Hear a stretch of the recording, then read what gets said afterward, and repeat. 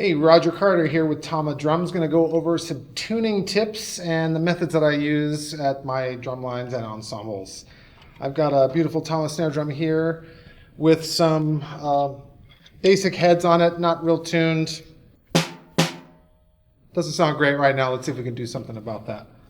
So the first thing I would do is I'm going to take off the top head.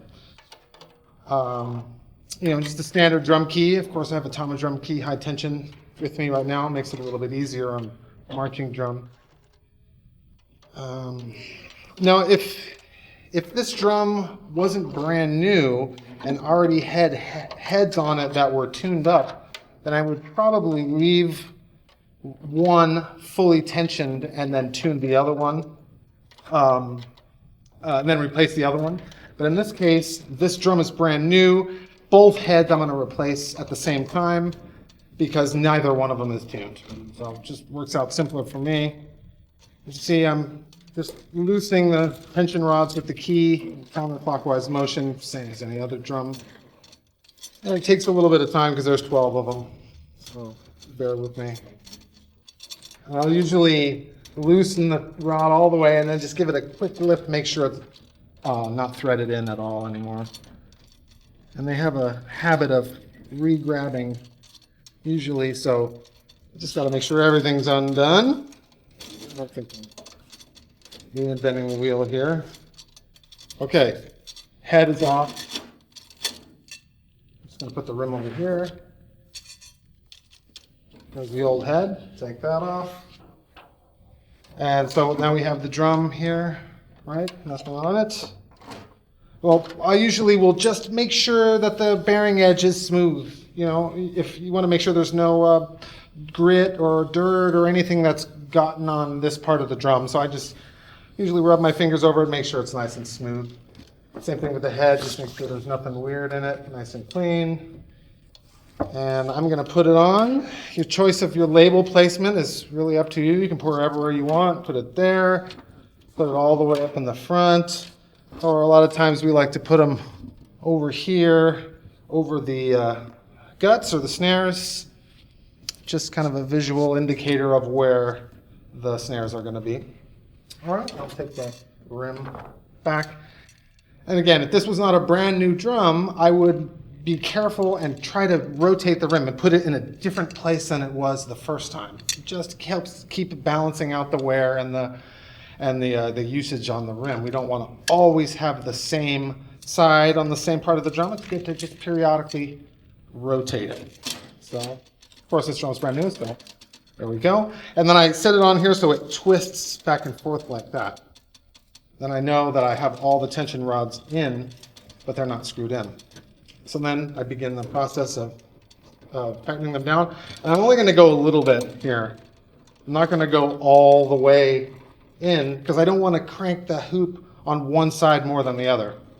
So I'm just going a few turns here. The tension rod or the washers aren't even quite making contact with the rim just yet.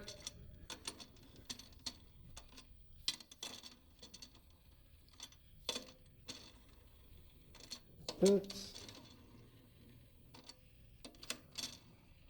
we're getting closer. Still moves a little bit, but now my tension rods are closer to the top of the rim. And now I'm going to take them and just turn it until it stops and no further.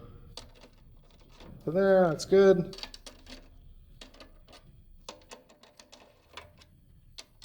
We're pretty low right now, pretty low tuned. I'm going to take the snares and make sure they're turned off right now. So I flipped off the snares.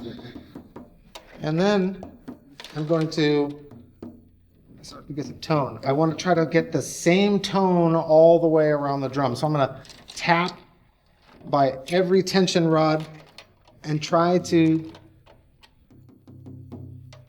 keep a similar pitch near each one. Now you'll notice it's steadily rising because I'm going higher and higher. But especially when the head is in this lower tuning range right here, it's unplayably low right now. But now is when I can really hear this tone. So I try to get it as balanced as I can at this point. I've heard some drummers call this getting the head in tune with itself. And that's what we're trying to do here.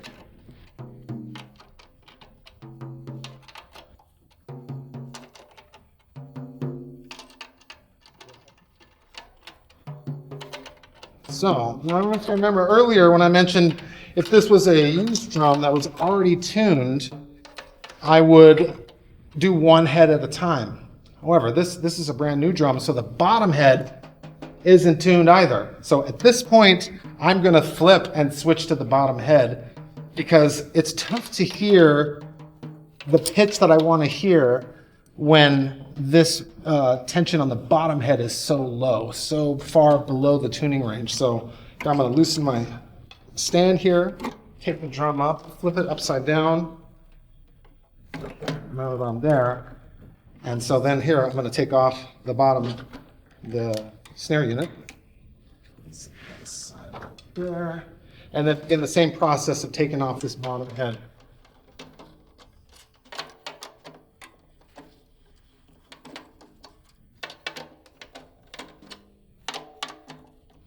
This head has a little bit of tension on it. It's not completely low.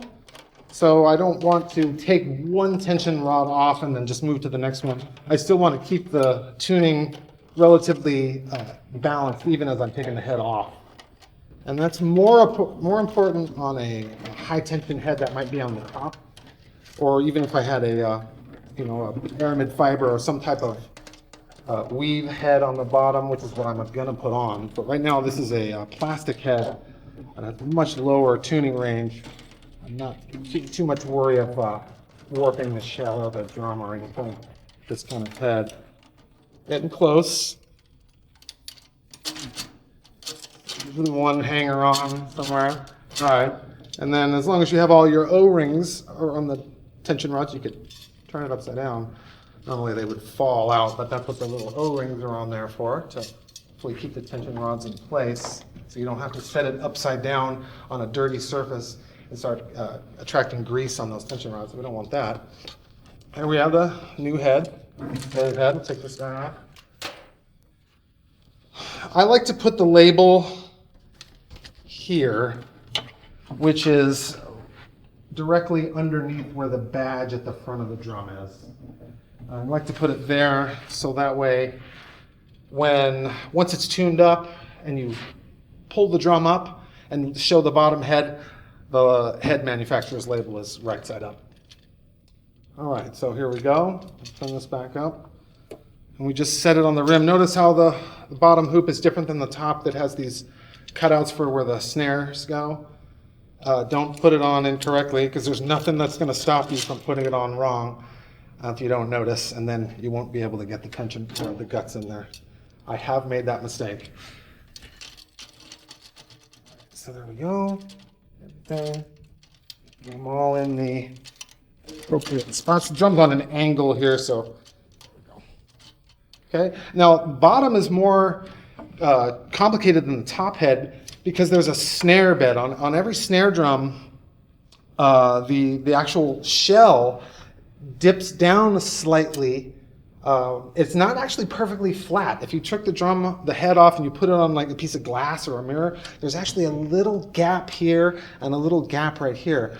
And that allows the snares to actually sit a little tighter against the head and make a sharper and a more crisp snare response. But because of that, it makes tuning a little more difficult.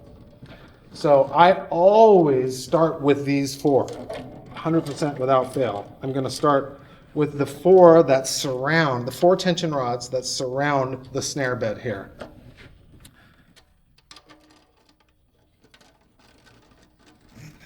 And again, I'm just going to take it to where it just pretty much stops at the metal, at the top of the rim, and that's it.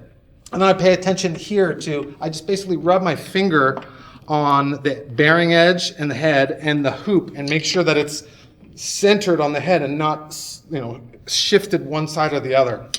You want to make sure that's not happening. It's nice and flat. Looking pretty good. I'm going to go one time around here once I get to the rim. Okay, and then I'm just going to leave it there for now. And then I'm going to continue out on the next four. 1, 2, and 1, 2. The next closest 4 that are close to the snare bed. I started with these 4, and now I'm going to go with 1, 2, 3, 4, and make these meet the head, meet the rim. Here we go. Make sure that's in there. 2, there's the, let's see, where was I at? This one. And this one. So now the 4 that I haven't really messed with are the 4 tension rods that are furthest away from the snare bed. Okay? And I'm going back to the first 4 again and just giving them another little little crank here. You'll notice I still have wrinkles and stuff, so now the head will stay wrinkly for longer than the top, again, because of that snare bed on the bottom of the shell is not perfectly flat. So my particular preference is to compensate for that and actually crank the tension rods a little more here than I would on these 4, which are furthest away. All right, so speaking of those 4, we haven't given them any attention right now, so they're pretty much off. So let's go ahead and do that. Make sure we're meeting here. Just take it to where it meets the hoop. Zoom.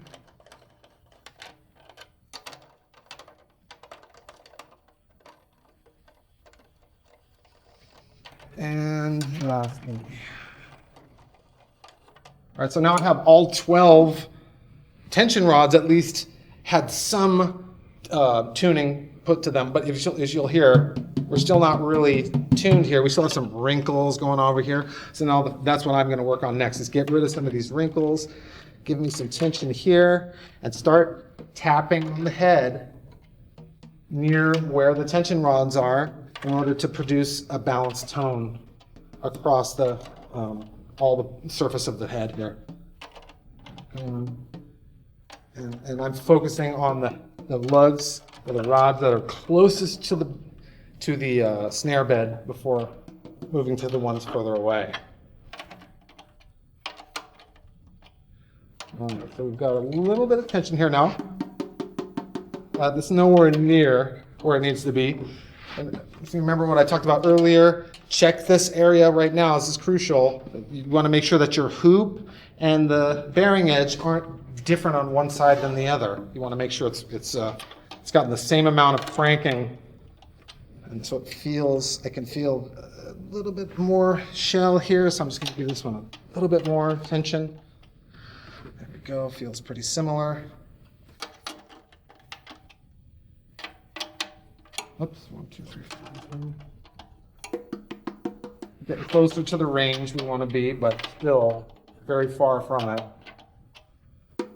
But however, again, now I can't tell because the bottom isn't tuned. So now I'm going to go, or rather the top, the drum is upside down. The top head is not where it needs to be. So I'm going to take the drum back and I'm going to give it some more love here.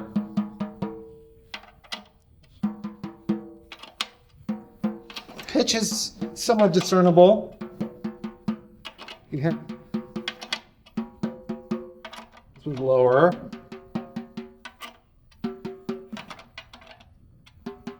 And if you'll notice, I'm always tuning in pairs. I like to do pick a rod and then do the one exactly on the opposite side.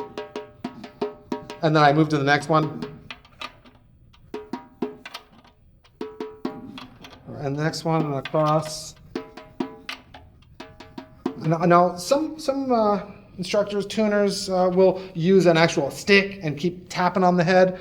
I try not to, just because I want the head to be nice and clean. I don't want any marks on it until I'm ready to actually drum on it. So for me, I just use my finger.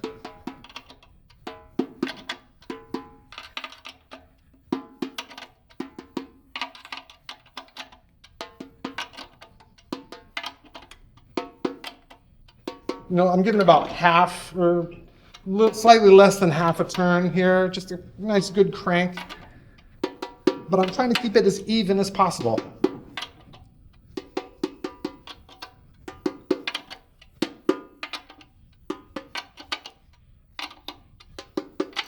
All right. Let's see where we at. That's a little, still very low. But again, I'm going to go back to the bottom now. Make this a little higher. That doesn't sound too pure. Let's see if we can make that better. So, usually it's going to be a little lower here and here, again, because of the way that the shells is lower right there due to the snare bed. So you have to compensate for that and give it a little bit of extra there. I've seen some other people tune drums and they tune it slightly different. They might leave them the same and it'll be a little bit lower pitch right there. I guess it all comes down to preference. This is just how I do it.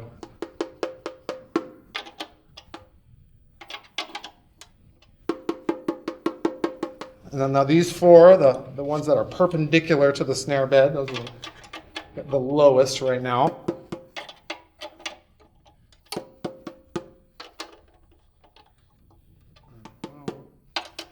See, I'm giving a couple cranks here.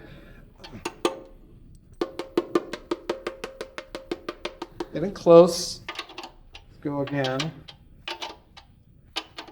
4, 5, 6, 7, 8, and then 9, 10, 11, this one's a little loose.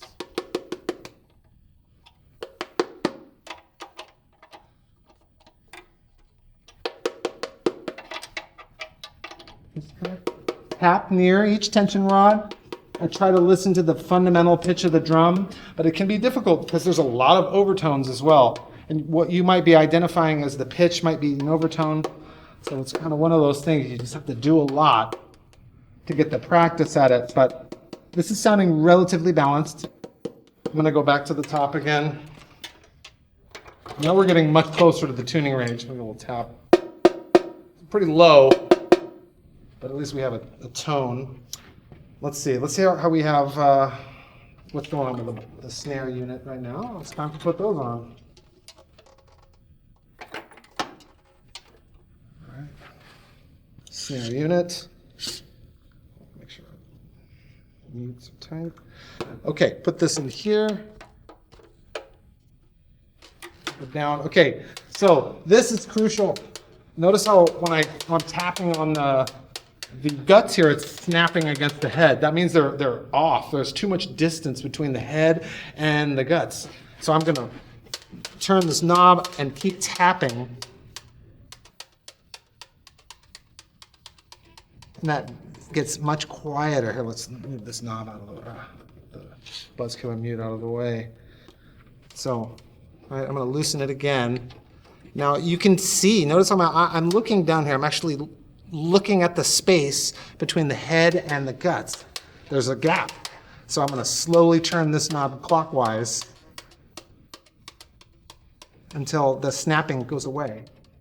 And that's far enough. You don't want to go any further than that.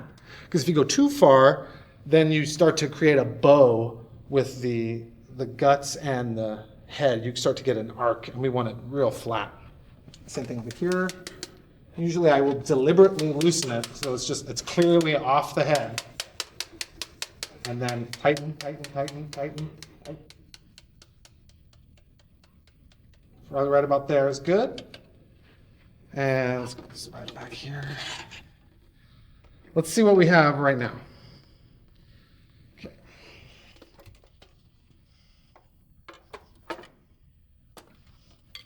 And how are we doing? Pretty low. You might want this kind of sound for, some vintage thing. But I'm going to want something much higher than that for a more modern tuning. Let's give it a check. Pretty close to the same pitch all the way around. So once you start to get to above a certain pitch, it's really difficult to hear that anymore. So when it's down here, do your best to match the pitch. And then from this point, I just count how much I'm turning the key. So let's say I'm satisfied with how well it's balanced. So now I'm just going to give it a quarter turn. And I'm going to do all 12 of them like that, quarter turn.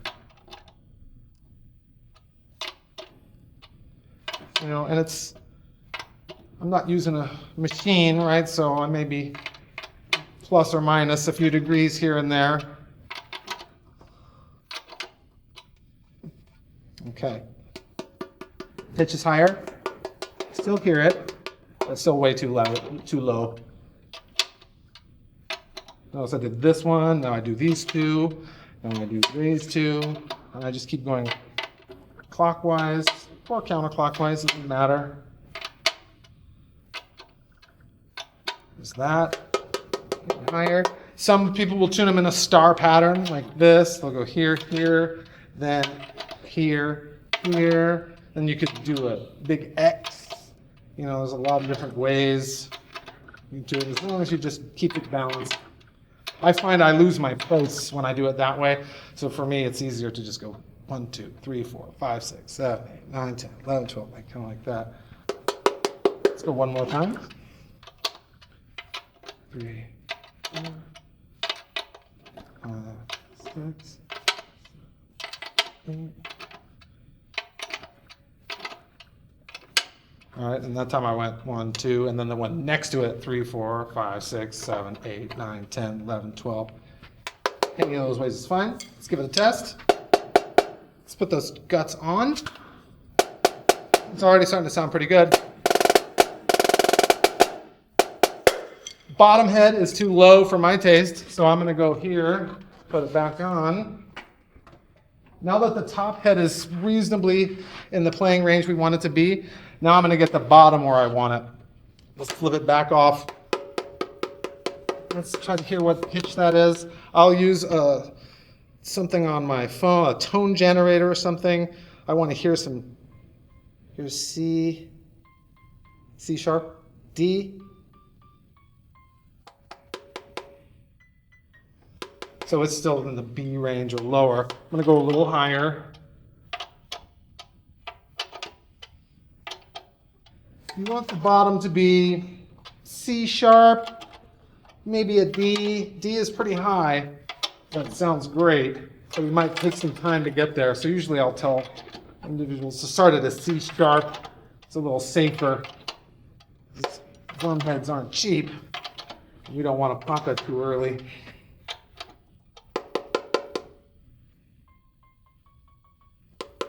It's almost, it's a little sharp. It's not quite a D.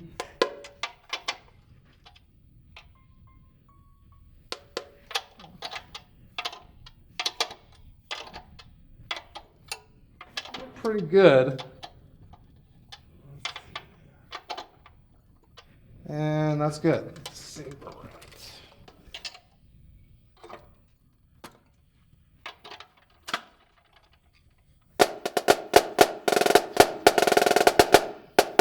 Okay, just need to crank up the top a little bit more. Here's where we are now.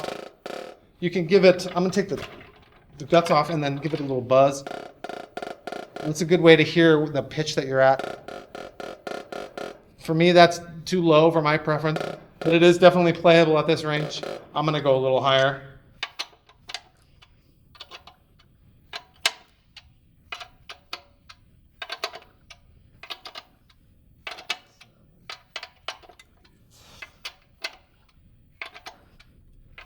$11, $12. Pretty good. Maybe a little wet. Wet, I mean rattly with the snares. So this knob here on the side, most snare drums, that's going to, if I crank it clockwise, that's going to tighten the guts that are at the bottom. It's going to stretch them across the bottom head a little tighter than they are. But it's nice to kind of listen to the range that you might have. I'm going to take it and loosen it all the way and then slowly tighten it.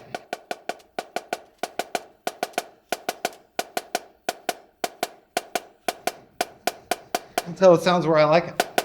And that's pretty crisp, shorter sound.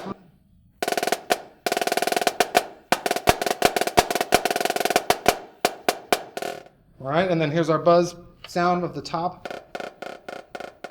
Very light pressure. Especially if you're trying to tune multiple snare drums, that's a good way to discern the pitch of one versus the next. kind of go down the line and tap, and just give it a little buzz like that. But there we have it, a tuned snare drum with brand new heads on it, and I think it sounds fantastic.